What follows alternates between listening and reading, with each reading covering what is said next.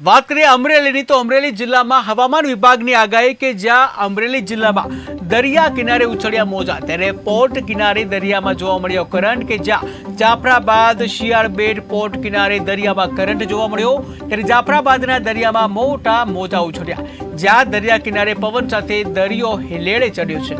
આપ જોઈ રહ્યા છો કે અત્યારે જાફરાબાદ બંદરની અંદર આખું બંદર ખચાખચ ભરેલું છે। સરકારશ્રીના આદેશ મુજબ અમે 3 દિવસથી આ બોટો પરત આવી ગઈ છે દરિયાની અંદરથી।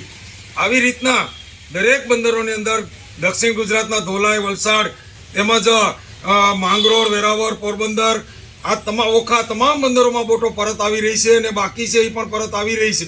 તો અમારી એક માંગ છે એવી કે ભાઈ અવારનવાર માછીમારને સરકારશ્રીનો આભાર છે કે 1 ઓગસ્ટને બદલે 15 ઓગસ્ટ ગુજરાત સરકારે કરી, છતાં પણ 15 ઓગસ્ટ પછી પણ આ ત્રીજો રાઉન્ડ છે કે સરકારશ્રીના આદેશ મુજબ બોટોને ફરીથી બંદરની અંદર પરત બોલાવવામાં આવી છે। તો બોટ માલિકોને, માછીમારોને આર્થિક નુકસાની ભોગવવી પડે છે।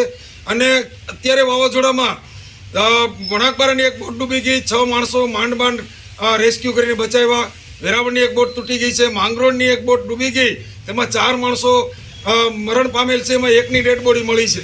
આવી રીતના સુલતાનપુરની પણ એક 4 ખલાસીઓ સાથે એક બોટ લાપતા છે।